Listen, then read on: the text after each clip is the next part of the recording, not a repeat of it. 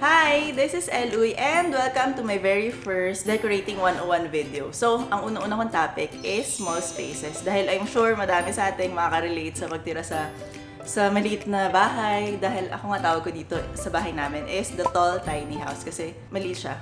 Pero tsaka na yung tour nun, itutour ko rin kayo next time. So, start muna tayo kung paano mo visually mapapalaki yung itsura ng bahay mo kahit na totoo na maliit lang. Pero at least pagpasok mo, akala mo lumaki or maluwag tignan. So, ang unang-una, which is obvious and given na, is mirrors. Put big mirrors sa mga wall nyo. So, kunwari, meron kang blankong wall, hindi mo alam anong gagawin mo doon. Lagyan mo naman malaking mirror, ganyan, sa wall ng dining or sa likod ng sofa.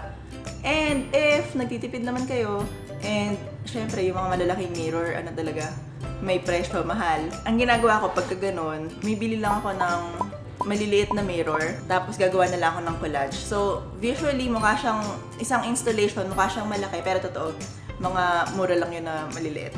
Curtain. Okay, importante to dahil ang dami ko nakikitang gumagawa ng mali. Pagdating sa, pag-i-install ng curtains nila. Usually, ang ginagawa natin, pag nag-i-install ng curtain, kunwari, ito yung kortina mo, maglalagay ka ng rod na sagad lang sa kortina mo, tapos yung curtain mo nakasiksik dun sa window mo para maluwag tignan, mas malaki tignan yung bahay mo.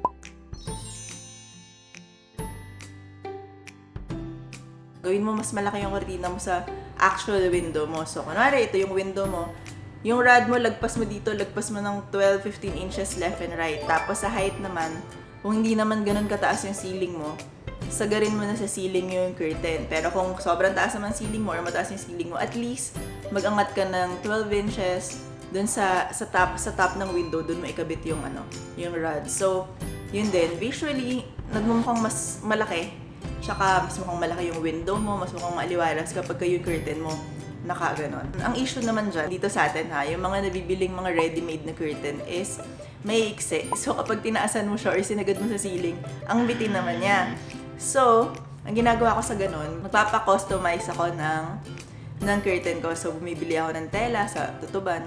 Kasi maraming magandang tela dun eh. And then, papasadya ko na lang siya dun sa sukat na gusto ko. Kung ayaw niya naman ng ganun, sabihin natin meron na kayong kortina, sayang naman kung bibili pa kayo ng bago, love niyo na yung curtain nyo. Ang gawin mo, maghanap kayo ng ibang fabric na tear na dun sa curtain nyo. Kunwari yung curtain nyo, cream na medyo may green na lines, ganyan. So, maghanap kayo ng dark green or something na plain. Gawa lang kayo ng band. Pa-extend nyo yung ilalim niya. So, kunwari, kulang ka ng 10 inches. Meron kang 10 inches na extra sa ilalim. Magmumukha siyang design. Pagdating naman sa pagpili ng furniture, ang napapansin ko naman sa iba, kunwari, maliit yung bahay nila, is bumibili sila ng yung talagang mga petite and mga small na mga sofa. Alam mo yung tipong pag umupo ka, kalahati na lang nakita mo yung nakaupo kasi ganun siya kakitid. So, ang issue sa ganon is meron kang ang sofa, hindi mo naman ma-enjoy dahil hindi siya komportable. Ang importante is meron kang normal size looking furniture.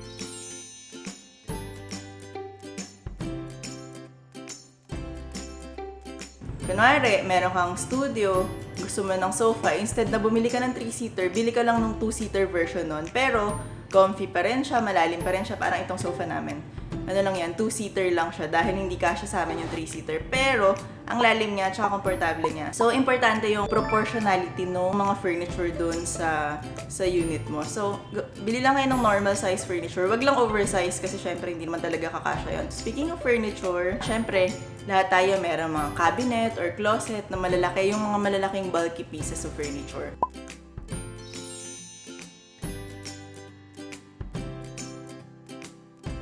I-paint nyo siya or pumili kayo ng kulay na pinakamalapit sa kulay ng walls nyo. So, kunwari puti yung wall nyo, ang bilhin nyo cabinet or pa-paint nyo yung cabinet nyo ng white. Kung tipong navy blue or dark yung walls nyo, paint nyo rin yung cabinet nyo ng dark colors. Kasi that way, visually, yung malalaking yung mga furniture, hindi siya nag-aagaw ng attention mo. So, pagpasok mo, pag tinignan mo siya, mukha lang siyang part ng wall mo. Nag-aano lang siya, nagbe-blend lang siya sa pader niya. Ang result nun, mas magmumukhang maluwag yung space niyo. Kahit na totoo, parehong floor space lang naman yung kinukuha ng cabinet na yon. So, bulky furniture, paint nyo ng same color ng wall. Just to recap, expand with mirrors, hang curtains high and wide, use few proportional furniture, and camouflage bulky pieces. Ito naman is storage naman dahil yun yung pinaka problema ng mga nakatira sa liliit na bahay. Ano yung pwede natin gawin para ma-maximize yung storage sa small space? So, unang-una sa lahat is magbawas ng gamit. Kasi kung maliit lang talaga yung bahay mo, kahit na gano'ng kadaming storage ang nilagay mo, kung sobrang dami ng gamit mo, magmumukha pa rin yung makalat, magmumukha pa rin yung masikip. So, kung hindi na kailangan, isang taon nyo nang hindi ginagamit, i-donate na, ipamigay na. It's importante na everyday yung bahay natin maaliwalas tignan, ganyan. Tsaka yung masarap yung pakiramdam umuwi. Dahil, maayos, ang ganda. So, magbawas tayo ng gamit. Isang option, kung papaconstruct din naman kayo, meron kayong renovation na magaganap, elevate your floors. Pag in-elevate mo yung isang portion ng unit nyo, yung pinakailalim niya, pwede yung gawing kama, nandun yung kama mo. So, kung nasa ilalim yung kama, imagine pag nakasara yung tuwing umaga, ang luwag ng space mo, isang buong living area lang siya. Tapos pag matutulog ka sa gabi, tsaka nyo na siya hatakin. Pero kung ayaw nyo namang gawing kama yon, okay lang din naman. Kung nag-elevate ka, yung buong ilalim nun is storage. Daming pwedeng i-store, basta mag-elevate ka lang ng isang portion ng unit nyo, if possible. So, yun yung unang option. Kung wala naman tayong gagawing construction, ano yung mga ways para ma-maximize yung storage ng small space is yung walls. Huwag niyong kakalimutan yung vertical kasi yung floor space natin maliit na lang so wala na tayong magagawa doon. Pero yung mga wall natin, i-maximize niyan. Maghang kayo ng mga cabinet sa wall, maglagay kayo ng mga hooks, ng mga pangsabit, basta maganda pa rin. Kasi ang daming pwedeng sa totoo lang, i-store sa pader. Kung meron kayong pegboard, pwede rin kayo magpagawa ng ganyan. Dahil ang daming pwedeng ilagay doon. Tapos, pwede nyo pa siyang i-organize ng maganda. And, isa pang option is, huwag nyo kakalimutan yung mga pinto ng cabinet. Yung pagbukas mo ng cabinet, yung mga doors niyan, ang daming pwedeng ilagay dyan. Parang ako, yung nilalagay ko sa ganun is yung mga necklace ko, nandun nakasabit lahat. Yung mga bangles, nakasabit. Sa CR, may mga nabibili ngayon na sinasabit sa pinto ng mga shelf. Pwede nyo dun lagay yung mga toiletries nyo kung maliit yung banyo nyo and wala kayong masyadong storage. And, mga ilalim ng furniture. So, kung may kama kayo, okay yung mga kama na may mga drawers. Pero kung wala naman, may kama na kayo, hindi ganun yung kama nyo, marami rin pwedeng i-store sa ilalim ng kama. Lagay nyo lang sa mga storage bins. And isa pa, mga multi-purpose furniture. Well, itong coffee table namin, meron siyang shelves dyan. Pero better kung, kunwari, coffee table nyo, may drawers or back siya na bubuksan, pwede nyo lagyan yung gitna. Mga dining table, pwedeng may dining table na may drawers. So maraming furniture na merong additional storage na pwedeng yun na lang yung bilhin nyo instead na yung mga normal lang para ma-maximize yung, yung small space nyo. In terms of space planning naman, kung maliit yung lugar nyo is kailangan mag-prioritize kasi kunwari studio unit ka lang, ang space mo lang is for a bedroom and isang area na lang, living o kaya dining na lang. So isipin nyo, ano ba pinaka-importante sa inyo?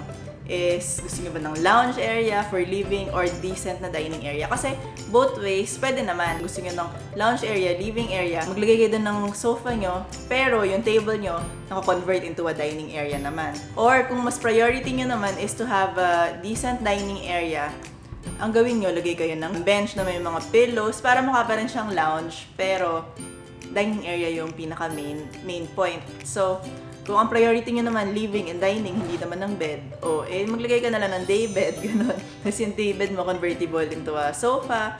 So, prioritize your space. Huwag nyong ipilit ilagay lahat na buo kasi one space can be transformed into another. Dining, pwede maging living. Yung living mo, pwedeng maging dining.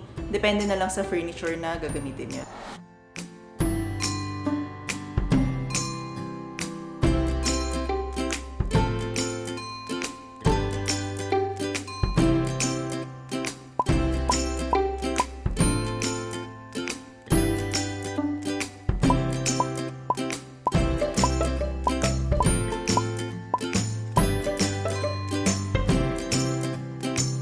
So yun yung mga basic na mga ideas on how to maximize your space, ma-maximize yung storage, yung furniture placement, and kung paano visually mapapafeel nyo sa lugar na mas maluwag siya kahit hindi naman.